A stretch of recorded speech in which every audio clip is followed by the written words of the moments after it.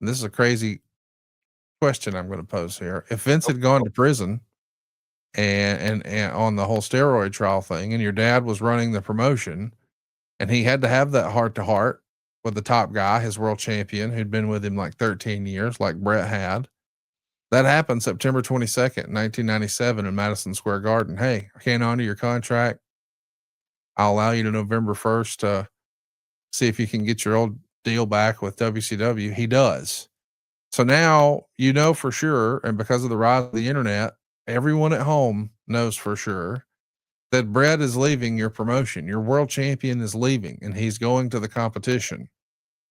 On the one hand, this controversy allowed this pay-per-view to feel like an even bigger deal, because a lot of times if it's the main event and it feels like it's a foregone conclusion, maybe there's not as much interest there. But we just referenced it's sold out. He's one of your hottest heels here in Canada. He's one of your hottest baby faces. And now he's leaving. If you had it to do, if this was your choice, not Vince's choice, but your choice, and maybe even secondarily to that, it's your dad's decision. Because there was a time in an alternate universe of a timeline where it could have been your dad's decision. How would you have handled it? And did you ever discuss it with your dad? What do you think your dad would have done? Guy Conrad, only you. Okay. Look, this is going to be so off the top of my head, but it won't get reported this way if it gets reported. But I mean, so what?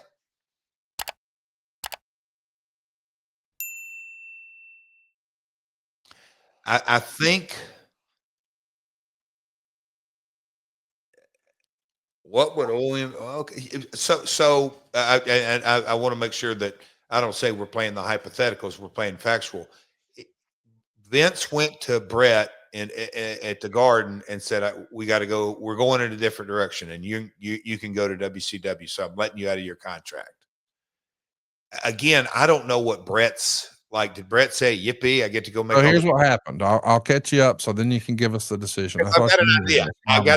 I've got an idea. September 22nd, he says, "Hey, I can't honor your contract. I need to adjust. You need to take a pay cut. If you're not able to do that or don't want to do that, I want to at least extend you the opportunity to negotiate with WCW and see if you can get a better deal there, get that other deal. And if you want to take it, I understand." Wow. Okay. So he goes and gets the offer, and he's got an offer now. And he goes to Vince and he says, "Vince, I've got the offer."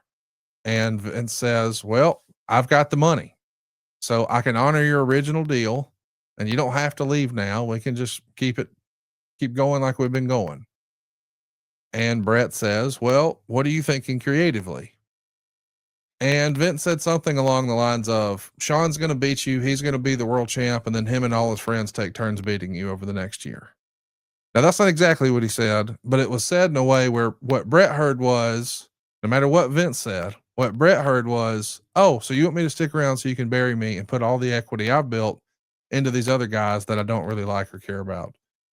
Okay. And he signs his WCW deal, faxes it to Eric Bischoff. Now we're in Montreal. There's a documentary happening. We hear the conversation about the proposed finish. And then we find out that Triple H and Jim Cornette and Vince Russo and all these other people had sort of figured out what was going to happen, including Jerry Briscoe. And then it happens. And so we've talked about the backlash, but the screw job, given that context, yes. The Cornette, Russo, and all that. That's the finish Vince wanted, right? Yeah, Vince called for the bell. Yeah. Oh, yeah. So you're going to tell us what you wanted to do, what you would do, what your dad would do? Help me out here, bud. Come on now. That's what I'm almost not sure if Bret didn't want to do the finish, and that's what he said. I don't want to put Sean over in Montreal. Correct? That was what Vince countered. Bret would not drop the title in Montreal. Correct? Yes, he did not want to drop the belts in Canada. Correct. Okay, yeah. So at that, I would say, "Hey, Bret, I completely understand. You're going to WCW. It looks like we're at an impasse. So why don't you just stay home? And we don't need you in Montreal. And we appreciate everything you've done, but your paycheck stops today. You're breaching your contract because you're not I don't think he had creative control. So you're not doing what I'm asking you to do. So you're breaching your contract. Don't come to Montreal. We're going to create a hell of a show here tonight it's a Survivor Series, and whatever creative whatever it is, Sean and Undertaker. So you wouldn't have delivered on the advertised main event. That's your answer. Yes, correct. And you would have let him just go to Nitro because he's breached it now. He's fired with the world title because he's got it in his physical possession. No, he'd have breached, and I'd have got in litigation with him.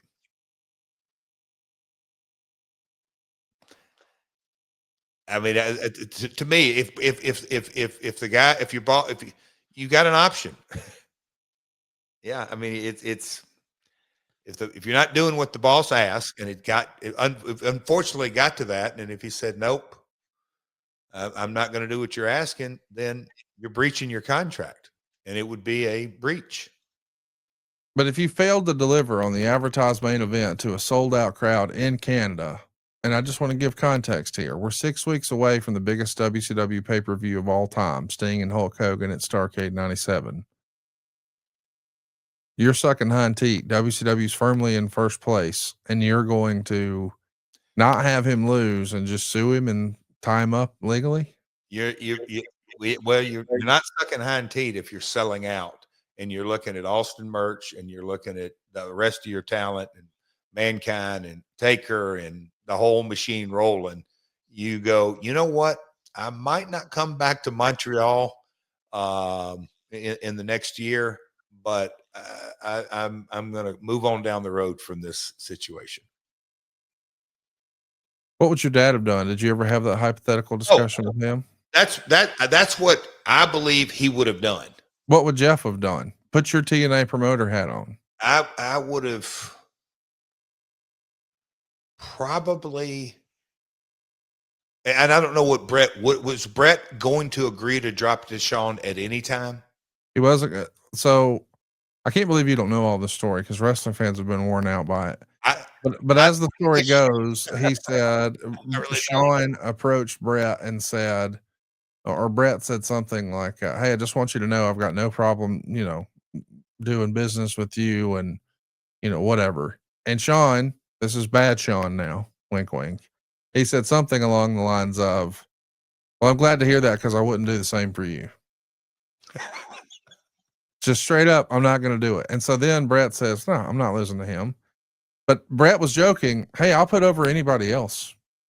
I mean, I can go on Raw the next night and just forfeit the title and say goodbye." But I mean, I think, and I could be wrong on this, I think he offered to put over the Brooklyn Brawler for the belt. He didn't care.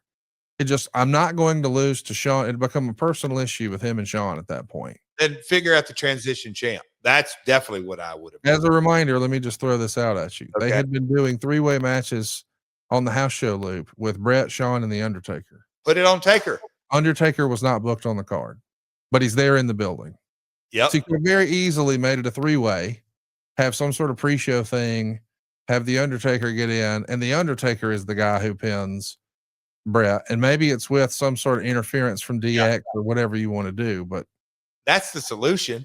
And I never understood why people didn't just say, let's just put Taker in there. And I don't know.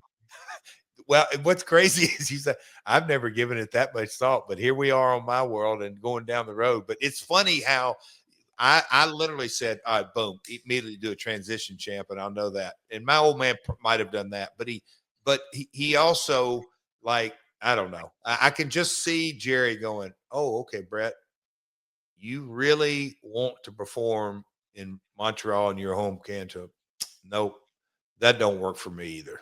We're going to figure something out, and it'll be Sean and Taker for the world title and move on down the road. I don't know. It's fun to sit here and talk through it, but it's funny how I gave an answer what I thought my dad would do, and when you rolled it out, I'm just like, who cares? Bret goes over in Montreal, and then we're going to switch it the next night on whatever it may be, and then get on with the story. And Bret go make his money, because then I don't have to pay. I don't know. Let me ask you, out of all of this, where do you think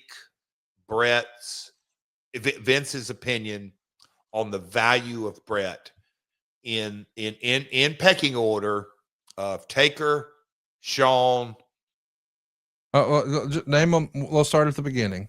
Name them and then give me a chance to answer as Vince. All right. So like where Bret is and where Bret ranks in this lineup. And I'll just say higher or lower every time. Here we go.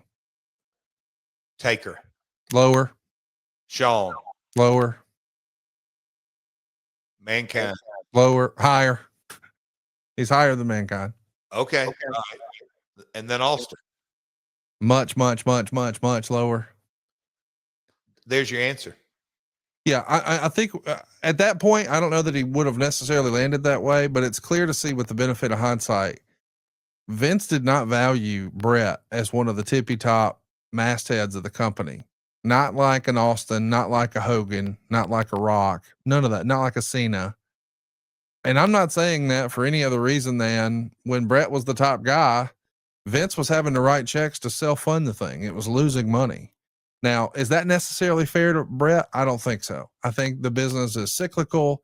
It's not always on the guy with the belt. That's not fair. I mean, he had some pretty regrettable, creative. I mean, respectfully, Stone Cold Steve Austin didn't have to wrestle an evil dentist. So it's not the same thing. It's not. Yeah.